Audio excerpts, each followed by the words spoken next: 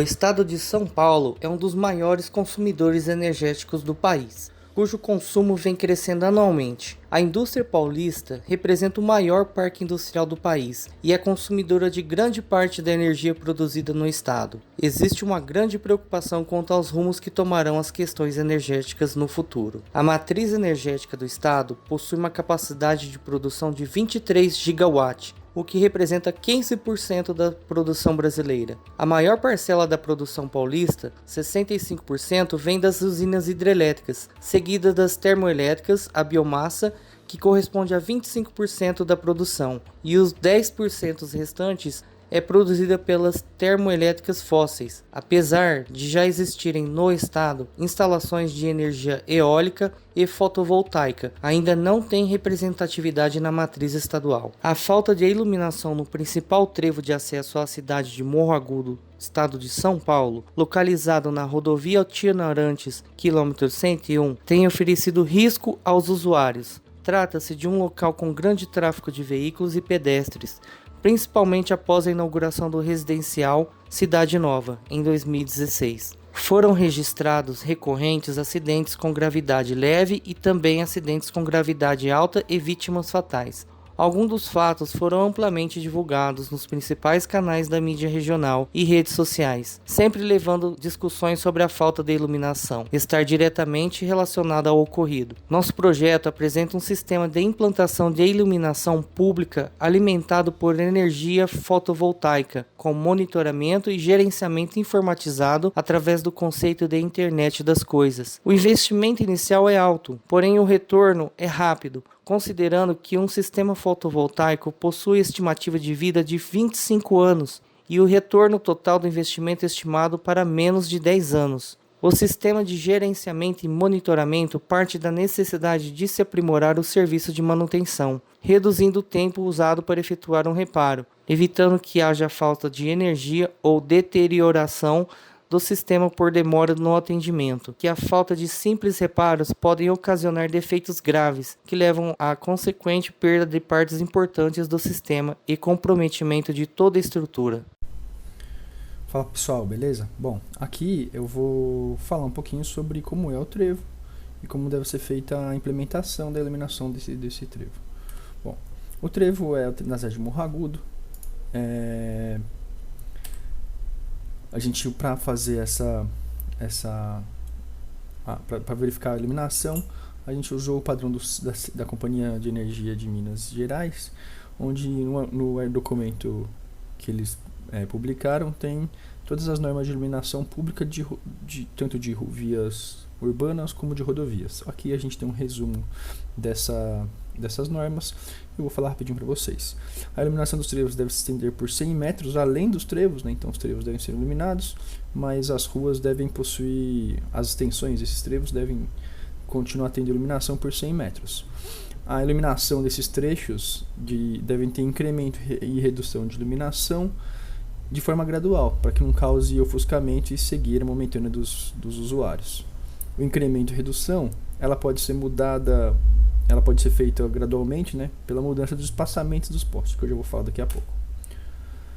O trevo de Morro Agudo, ele tem essas dimensões da planta recebida pela prefeitura.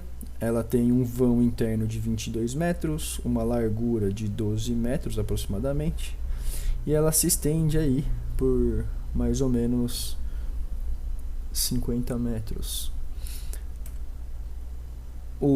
A foto real desse trevo está nessas duas imagens. Com a visão aérea, a gente consegue perceber como que ele foi projetado. A gente percebe que existe iluminação pública dos dois lados, né? Tanto nos dois trechos urbanos, porém na parte que é de rodovia não tem iluminação nenhuma. Bom, as normas de iluminação do canteiro central do trevo, elas devem ter uma distância entre os dois postes de no mínimo 6 metros e essa distância tem que, como tem 22 metros de vão interno, ela é aceitável.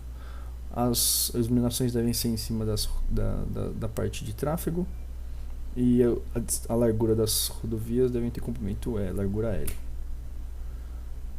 A iluminação da rodovia, sem ser na parte do trevo, é aconselhado que seja de iluminação bilateral, com a altura H e os postes com altura H e a largura L das pistas. Bom, quais são as variáveis que a gente usa na iluminação pública? Nessa iluminação, altura do poste H em metros, largura da pista em metros, fluxo luminoso em lumens, a iluminância em lux, a área a ser iluminada, que vai ser em metros quadrados, e dois fatores, o fator de depreciação e o coeficiente de utilização. O fator de depreciação está ligado com as normas de IP66 e IP65.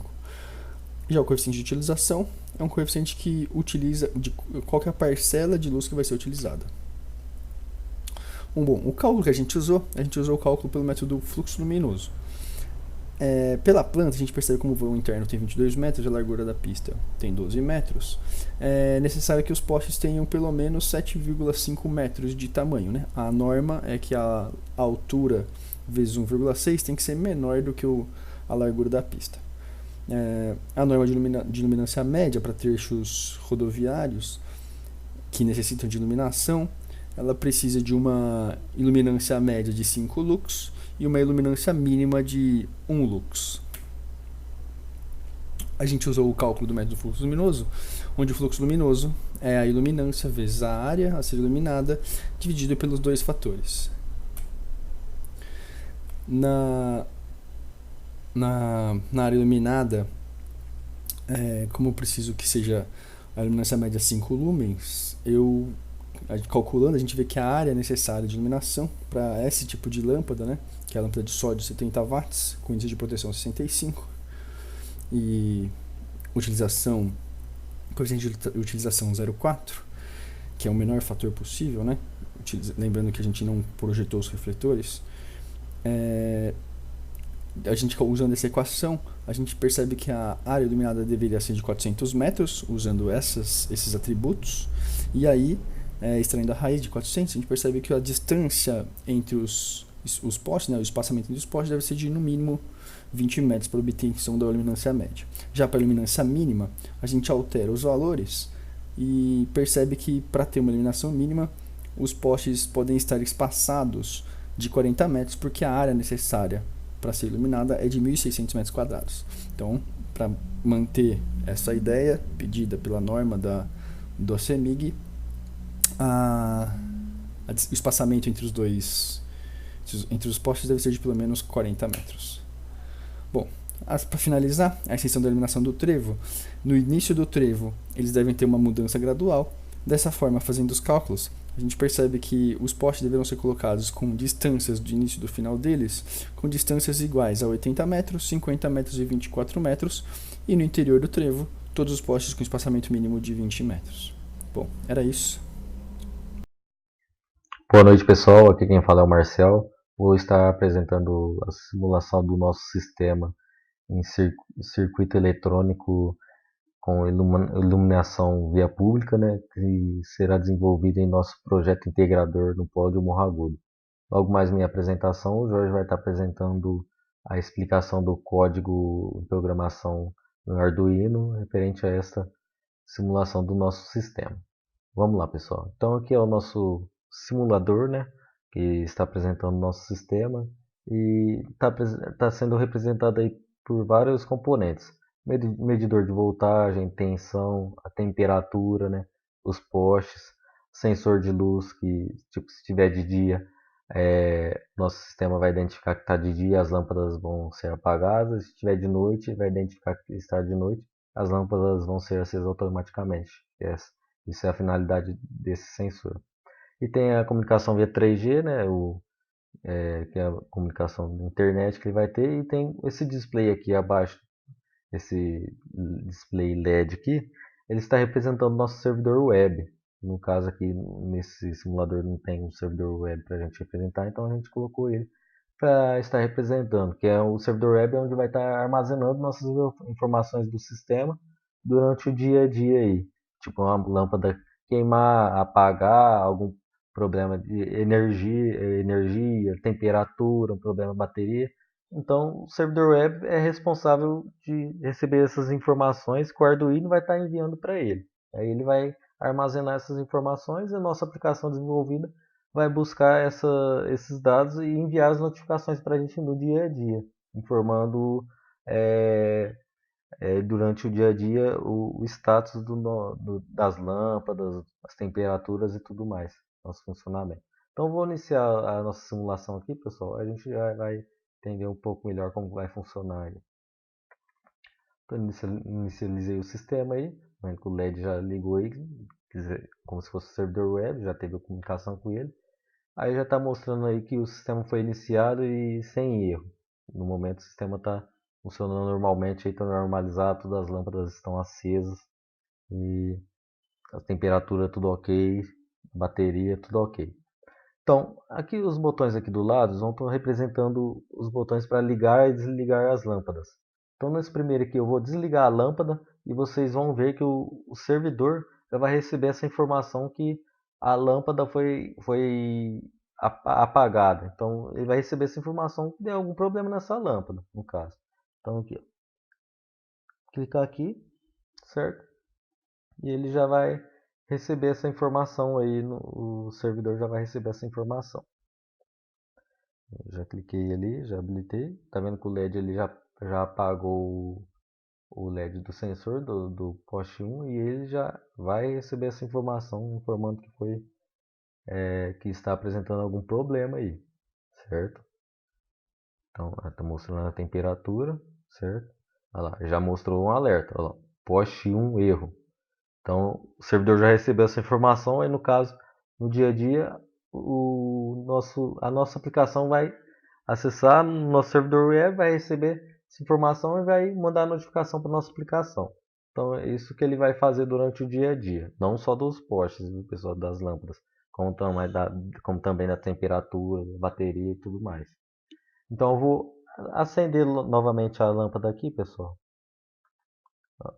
Acendi novamente a lâmpada e ele já vai parar de apresentar o erro. Já vai mostrar, como dizer assim, a temperatura. Vai identificar que está aceso. O Arduino já vai buscar essas informações da temperatura e já vai mandar para o servidor web. Mais um momento aí que ele já vai apresentar. Aí tá vendo que já apareceu a temperatura dele aí. Então aí são os dados fictícios só para demonstração aí de como vai funcionar no dia a dia o nosso sistema.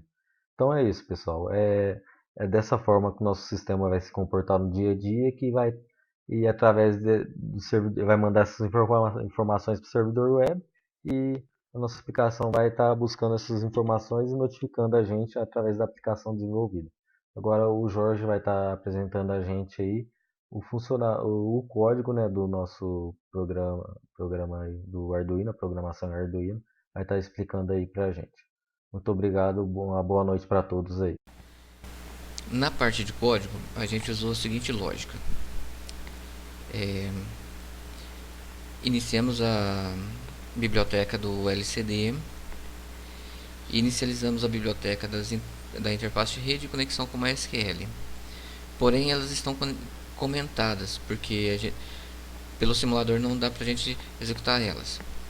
Em seguida, inicializamos todas as variáveis globais.